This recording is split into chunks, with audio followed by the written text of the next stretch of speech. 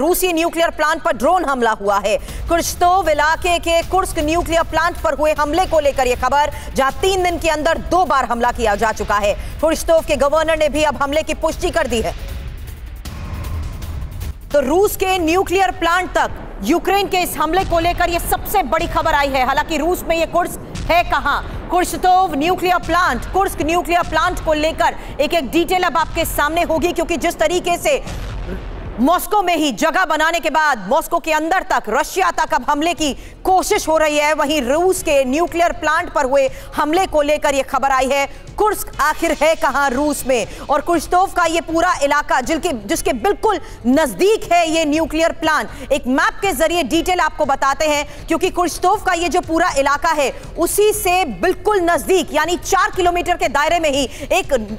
धमाका हुआ था, जिसके बाद इमारत को नुकसान पहुंचा था, और उसके बिल्कुल नजदीक कुर्सकोव के इस इलाके में मौजूद कुर्स्क न्यूक्लियर प्लांट पर धमाके को लेकर यह सबसे बड़ी खबर आ रही है। हालांकि इस प्लांट पर हुए धमाके के तहत आपको बता दें दावे किए जा रहे हैं, लेकिन ये नजदीकी देखिए, क्योंकि इसी बॉर्डर एरिया के जरिए आपको यह बताने की कोशिश करी जा रही है कि यूक्रेन के बॉर्डर से आगे बढ़ते हुए कुर्स्क का यह न्यूक्लियर प्लांट रूस के उस इलाके में आता है। रूस का यह न्यूक्लियर प्लांट है जो बेहद महत्वपूर्ण है। यानी अब न सिर्फ अभी तक यूक्रेन अटैक करते हुए रूस की सप्लाई लाइन को, डिफेंस लेयर को टारगेट कर रहा था, बल्कि अब यूक्रेन अटैक करते हुए रूस के न्यूक्लियर प्लांट तक भी पहुंच गया है। लेकिन यह हमला आखिर जिस तरीके से अंजाम दिया गया है, कैसे हुआ यह ड्रोन अटैक, अगली डिटेल इसी बारे में आपके सामने, क्योंकि रविवार रात को कुर्शतोव न्यूक्लियर प्लांट पर हमले को लेकर यह सबसे बड़ी खबर सामने आई थी। हालांकि कुर्शतोव का इस इलाके में जिस तरीके से लगातार अटैक हो रहे हैं, कई इमारतों को इससे पहले भी नुकसान पहुंचाया जा चुका है,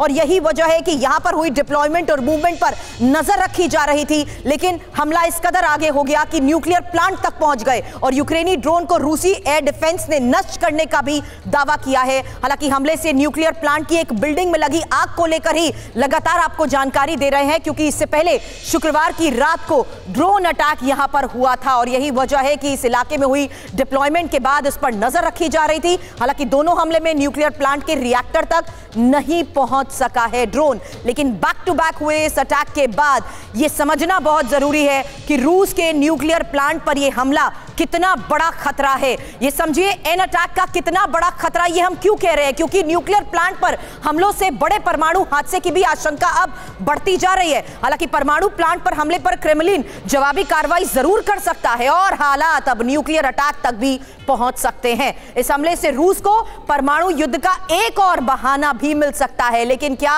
रूस इसी के तहत अब और ज्यादा एग्रेसिव हो जाएगा? इस बारे में चर्चा के लिए मेरे सहयोगी मनीष झा से हम आगे बातचीत करेंगे, लेकिन उससे पहले आपको बता दें कि जिस तरीके से यह खतरा बढ़ता जा रहा है, यूक्रेन अब रूस के न्यूक्लियर प्लांट पर अटैक कर रहा है।